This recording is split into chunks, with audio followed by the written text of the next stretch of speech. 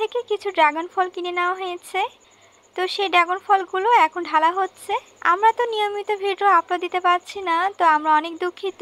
আমরা চেষ্টা করব নিয়মিত ভিডিও আপলোড দেওয়ার। এই ড্রাগন ফলগুলো একটু ছোট, কিন্তু দেখতে অনেক ভালো লাগছে।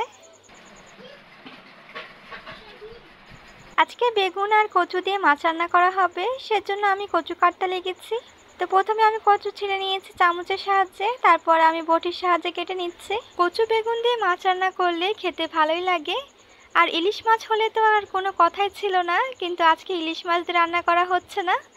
আজকে রান্না করা হচ্ছে পাঙাশ মাছ দিয়ে। এখন তো আম্মু পাঙাশ মাছগুলো ভাজতে শুরু করে দিয়েছে। আসসালামু আলাইকুম এভরিওয়ান, কেমন আছেন আপনারা সবাই? আশা করি আপনারা খুব ভালো আছেন। আমরা আলহামদুলিল্লাহ ভালো আছি।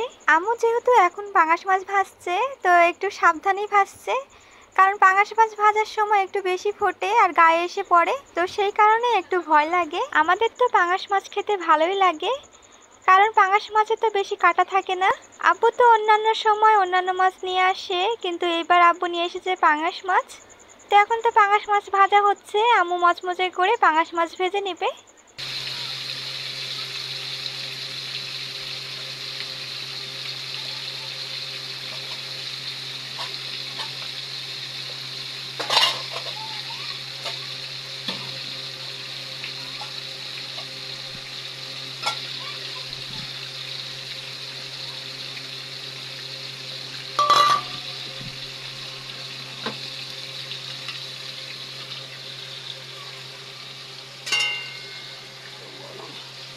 আম্মু তো ছোট মাছ চচ্চড়ি করে নিয়েছে, কিন্তু এই রেসিপিটা আপনাদেরকে দেখানো হয়নি, কারণ এর আগে আপনাদেরকে অনেকবার দেখানো হয়েছিল। তাই আম্মু এখন মাছ চচ্চড়িগুলো ঢেলে নিচ্ছে।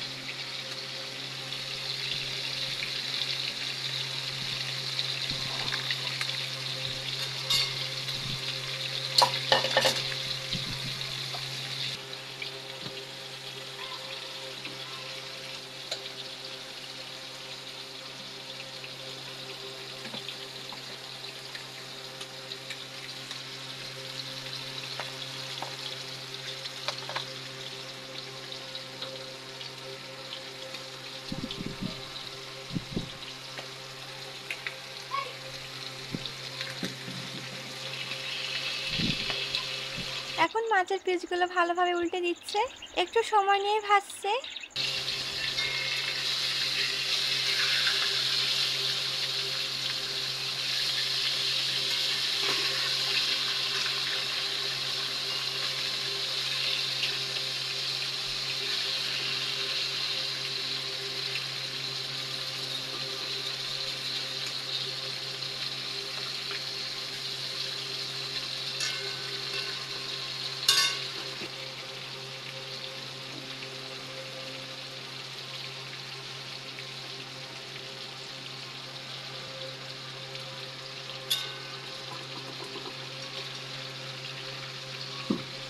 আর কিছুক্ষণের মধ্যে মাছ ভাজা হয়ে যাবে।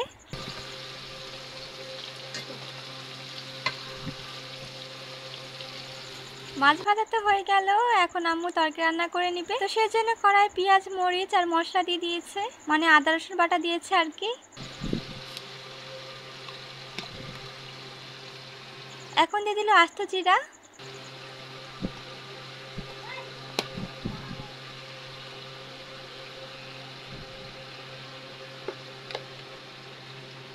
আমাদের বাসায় যে মশলা বানানো হয়েছিল সে মশলা এখন দিল।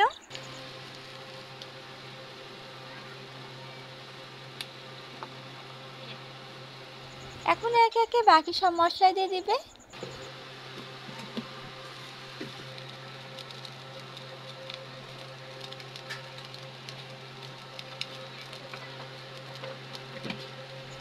অনেকেই তো আমাদের ভিডিও দেখতে পছন্দ করেন, তো আপনাদেরকে অসংখ্য ধন্যবাদ আমাদেরকে সাপোর্ট করার জন্য।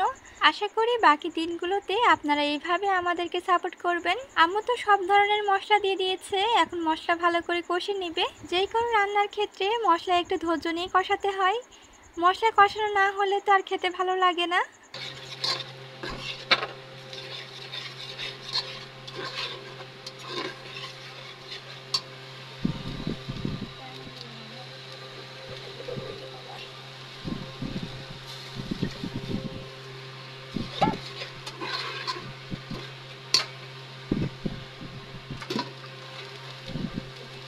এদিকে তো আমি কচু কেটে নিয়েছি। এই কচুগুলো ভালোই, কারণ হাত তো চুলকায়নি, তো সেই কারণেই বললাম। এদিকে আলহামদুলিল্লাহ আমাদের মাছগুলো অনেক ভালো আছে। ওরা তো হাঁড়ির মধ্যেই থাকে সব সময়। মাছগুলো যখন হাঁড়ির মধ্যে থাকে তখন দেখতে অনেক ভালো লাগে।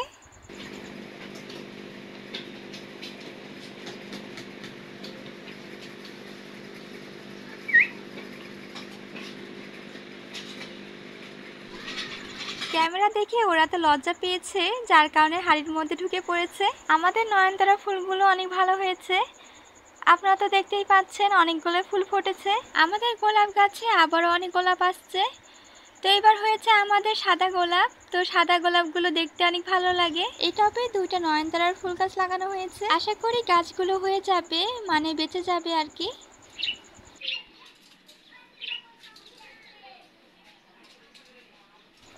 এটাও একটা ফুল গাছ, তো এখনো বড় হয়নি, বড় হলে তো ফুল হবে। এটা হচ্ছে একটা ফুল গাছ, কিন্তু এই ফুল গাছের আমি নাম জানি না, তো যার কারণে বলতে পারলাম না। আজকের আকাশটা দেখতে অপূর্ব লাগছে। কিছুদিন থেকে তো শুধু বৃষ্টি হচ্ছে, এইরকম আকাশের রূপ তো এখন বেশি দেখা যাচ্ছে না। আকাশ তো সবসময় এখন মেঘলাই থাকছে, কিন্তু আজকে সকাল থেকে যেহেতু রোদ, তো যার কারণে আকাশের রূপ এরকম। এদিকে আম্মু কেটে রাখা কচুগুলো দিয়ে দিয়েছে। এখন কচুগুলো সহকারে ভালো করে কষে নেবে।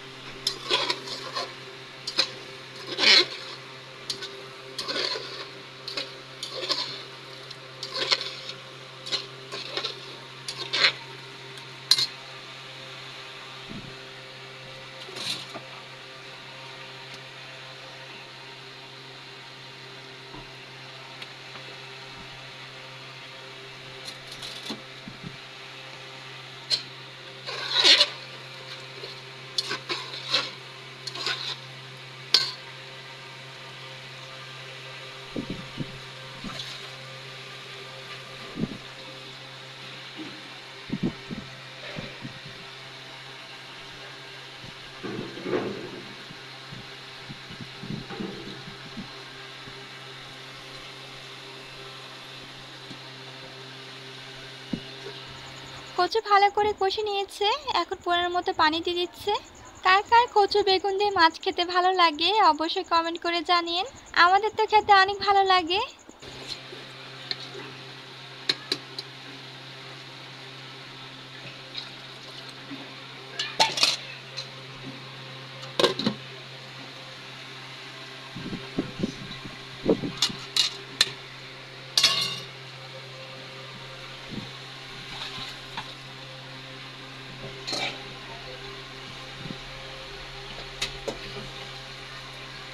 এখন কেটে রাখা বেগুনগুলো দিয়ে দিচ্ছি।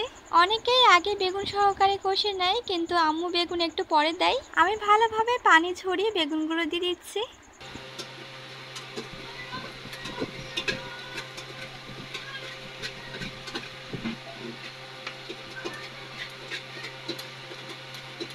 সব বেগুন তো দিয়ে দিয়েছি, এখন ছুরির সাহায্যে বেগুনগুলো বসিয়ে দিচ্ছি। বেগুন দেওয়ার পরে তরকারি অনেক বেশি লাগে, কিন্তু তরকারি যখন হয়ে যায় তখন অল্প হয়।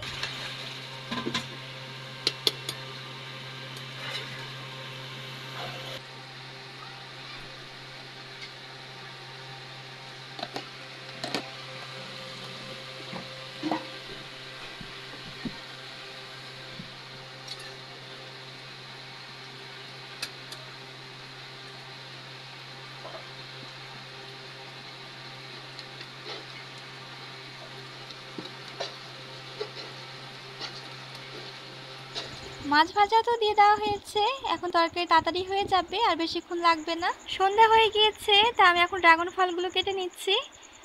আপনাদের প্রথমে দেখলেন যে আজকে ড্রাগন ফল কিনা হয়েছে। আজকে আমাদের বাসায় ভাই আর ভাবিও এসেছে। আমরা একসঙ্গে ড্রাগন ফলগুলো খাবো। ড্রাগন ফলের কালারটা দেখতে অনেক ভালো লাগে। আজকের ভিডিও আমি এখানে শেষ করছি। সবাই ভালো থাকবেন, সুস্থ থাকবেন, আমাদের সাথে থাকবেন। আল্লাহ হাফেজ।